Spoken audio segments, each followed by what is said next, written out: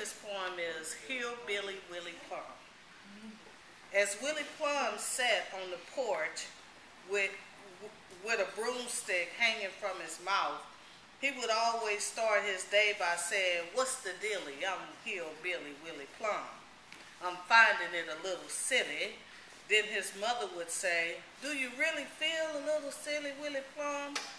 Willie would respond by picking his nose and laughing out loud as if someone tickled his funny bone. One cold evening when Willie and his best friend Slim Jim left for a late night camping trip with Slim Jim's dad and his grandpa, they both had the same name, Blade Jr. and Blade Sr. Why would anyone name their son Blade? Is puzzling to the mind. Neither one had time to spend with their wives when they fished together, camped together, went to the grocery store together, played baseball together. They even ran for mayor of the city together for the past 10 years, and neither one won. But they are planning to run this year too. After a day of fishing, Willie Plum decided he wanted to go camping with Slim Jim. This was the main attraction of the week.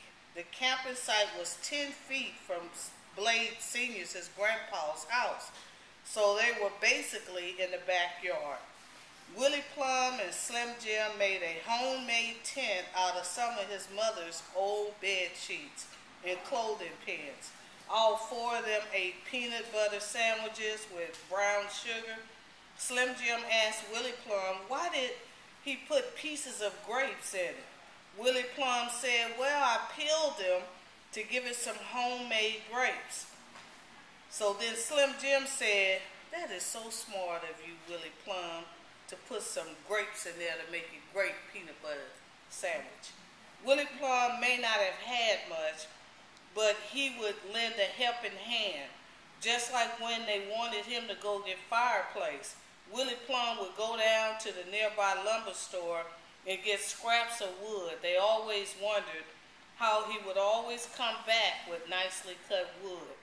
Willie Plum called it borrowing lumber from those rich folk.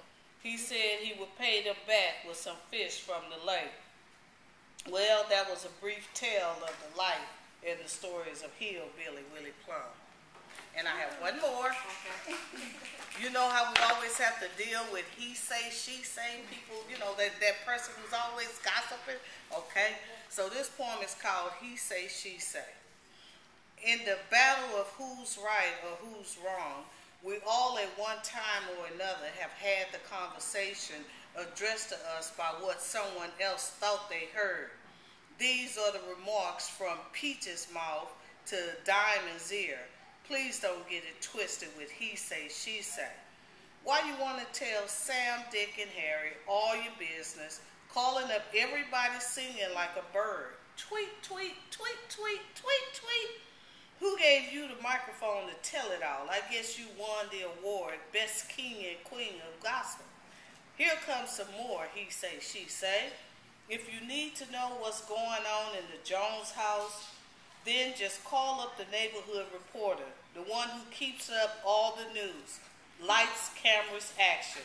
Oh, and don't forget how they changed the story around, making it sound interesting. A little bit added here and a little bit added there. The next time Mona or somebody you know stops you in the supermarket and asks, "Where's your husband?" kindly turn and say, "I just don't know why people are always looking for mess. Maybe they should take a trip, ride a bike, read a book, mind their own business, and stop telling that he say, she say." Thank you.